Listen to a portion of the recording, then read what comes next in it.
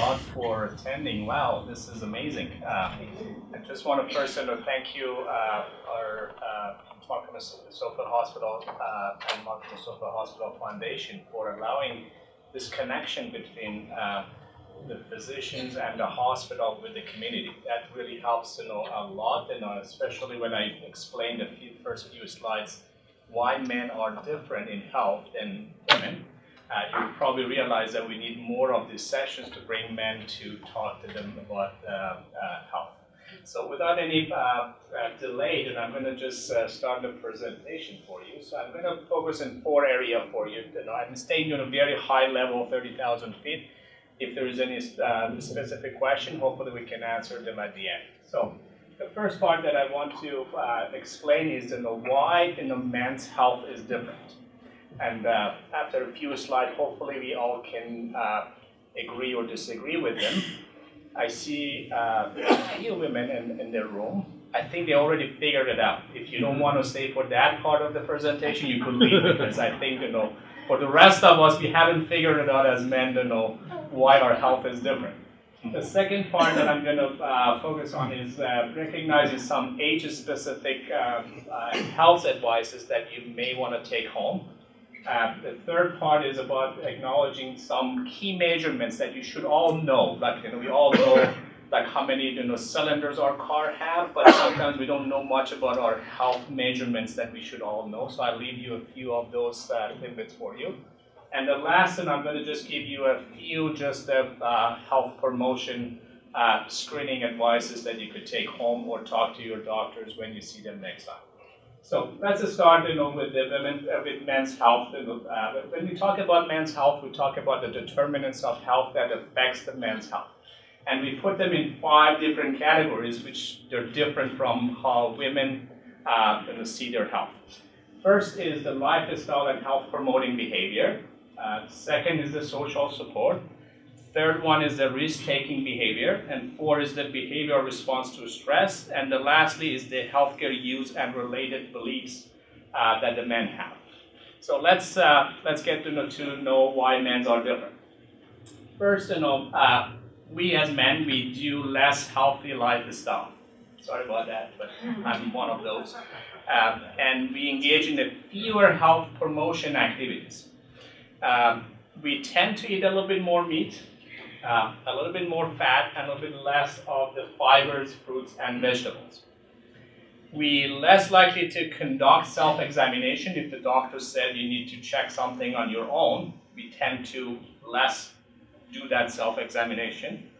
We use less sun protection, and we also be less responsive or interested in obtaining health information, with the exception of this room, because you already came in to learn about health information. So that does not apply to you guys. So it's about the rest of men, including myself. In terms of social support, men have a smaller social network. They have fewer, less intimate friendships, and there is a good relationship between the social networks and your support and how long you live. And so the lack of social support normally constitutes a risk factor for mortality. So if you look at men died earlier than women, and one of the issues could be a little bit less lack of social support and less intimate friends. We get into a lot more risk-taking behaviors. We are more likely to use tobacco, alcohol, and other drugs. We are more likely to drink alcohol and drive, and less likely to use a seatbelt. And we engage in the higher risk jobs, and we are normally having more sexual partners. When I say we, I'm trying to normalize, I only have one. So hopefully are you recording this? She will know. Anyway, so the next step is just talking about the behavioral response to stress. Why men are different. Men respond to the stress in less healthy ways than women do. Women talk to each other. They try to externalize their stress. Men tend to internalize the stress and not talking about it. Men more likely to engage in avoidant coping strategy. Avoidant means we like not to talk about it and just avoid the stress altogether, although that's not always the best strategy. The depressed men more likely than women to rely on themselves, and mostly they become withdrawn socially, and they try and talk themselves out of the feeling depressed, which not always helps to deal with the issue. I will leave the rest of this to Ross to talk about more specifically about that. And what I really like to talk about it is just the healthcare use and related beliefs. So men use fewer healthcare services than women and see physicians less frequently. That's true. As a family doctor, I see less male than female in my practice.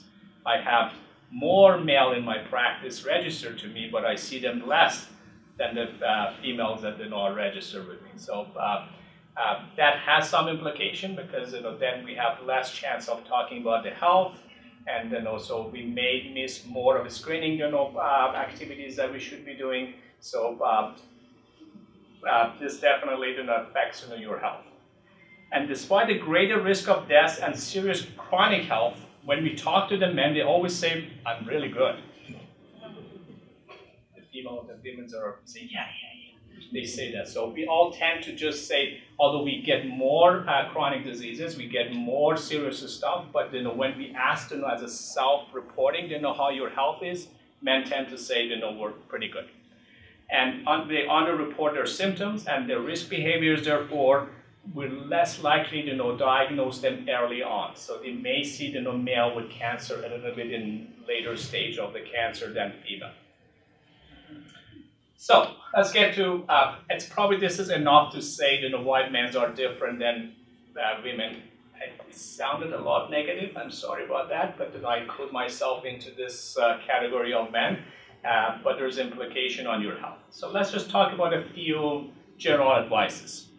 There is an inverse and independent association between exercise capacity in the middle-aged man and the mortality level. So the recommendation is to accumulate about 150 minutes of moderate intensity physical activities or 90 minutes of vigorous intensity aerobic activities per week in bouts of at least 10 minutes each.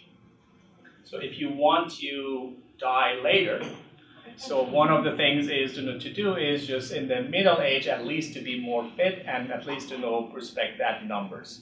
150 minutes per week or of moderate intensity or 90 minutes of vigorous intensity.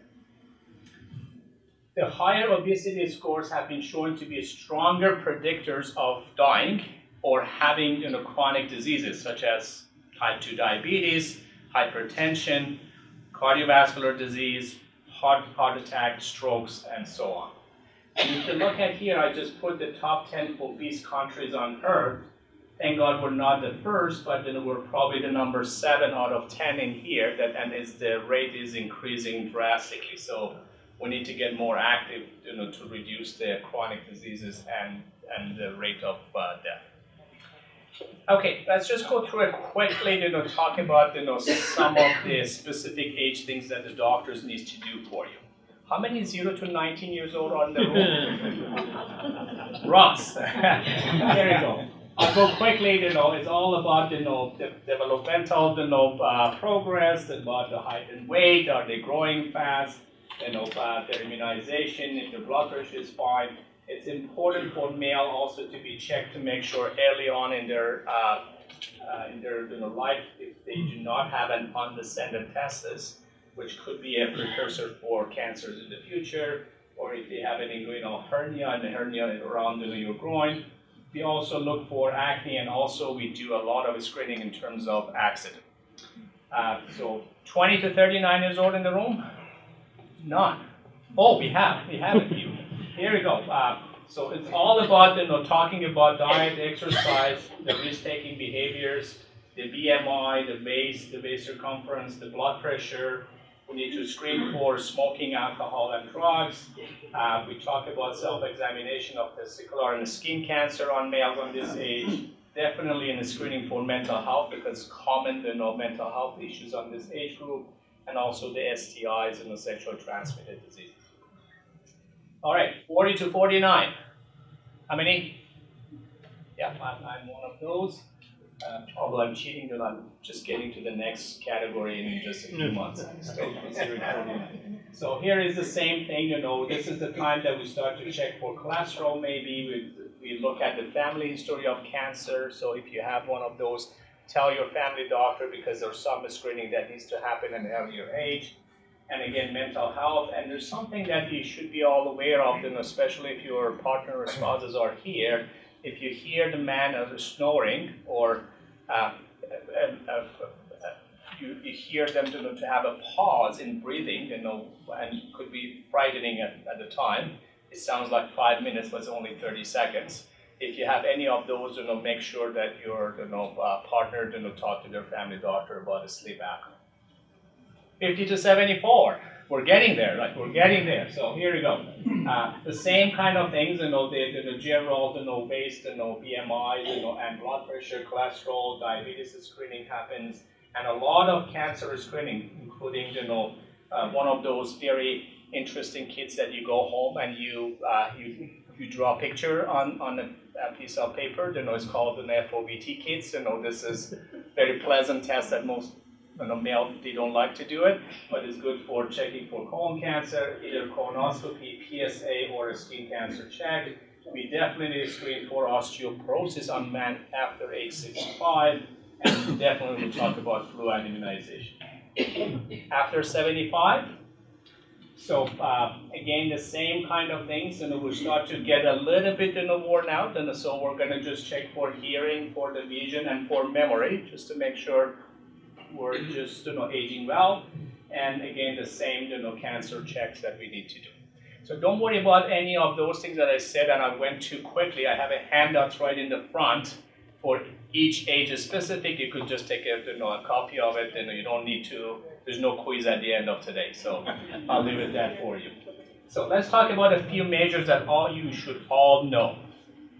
Like if you know the color of your car and how many cylinders of your car is, you should know those numbers also. The BMI, or body mass index, is your weight on kilograms divided by square of your height on meter, and it's easy to calculate. If you don't know, ask your family doctor to give that number to you. Roughly, if you are less than 18.5, you're too tiny.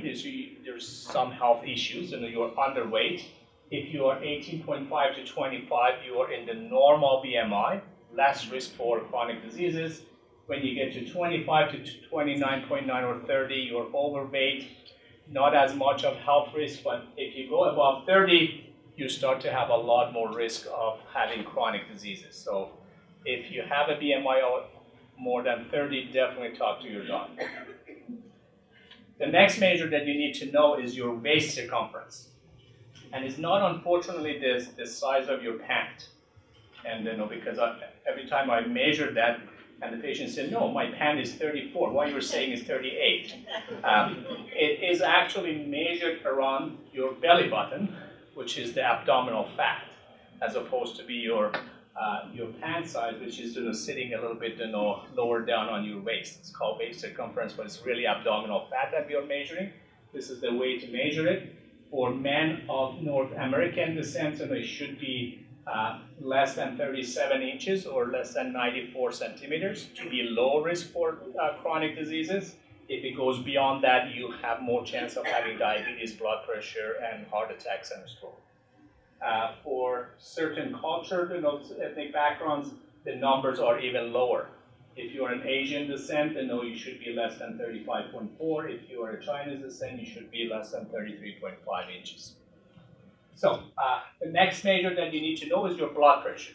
So this is a complicated thing. I have it in the handouts, but I tell you that there's a measurements that we do in the office, a measurement you do at home. And based on this too, the number you need to remember is if you have a systolic blood pressure of more than 140 in the office and more than 135 at home, you definitely have a hypertension. So more than 140 in the office, more than 135 at home, you have a high blood pressure. You need to check that with your family doctor. What to do, I leave that in the handouts for you. what numbers means and how bad they are and how fast I need to go see your doctor, so I'll leave that for you. So 2 or 3 more than advice to know simple things. If you're a smoker, quit now. That's the most important health improvements on your life, and you could live longer if you can do it. I know it's not easy, but that's the first advice. The second advice is just to limit your sitting and lying down to 23.5 hours per day. Right? There's a fantastic video from Dr. Mike Evans, and who I highly recommend. This picture is from there. It's a very nice cartoon. Tells you that if you can do 30 minutes of exercise a day, definitely you live longer. And the last thing that I said to you is just to make sure you do colon cancer check, because unfortunately in Ontario we still do not have 9,000 Canadians actually to have colon cancer diagnosed, and 3,000 of them they die every year, and all of them are preventable. If we all do colonoscopy and therefore we teach kids at home, we can prevent all the colon cancers.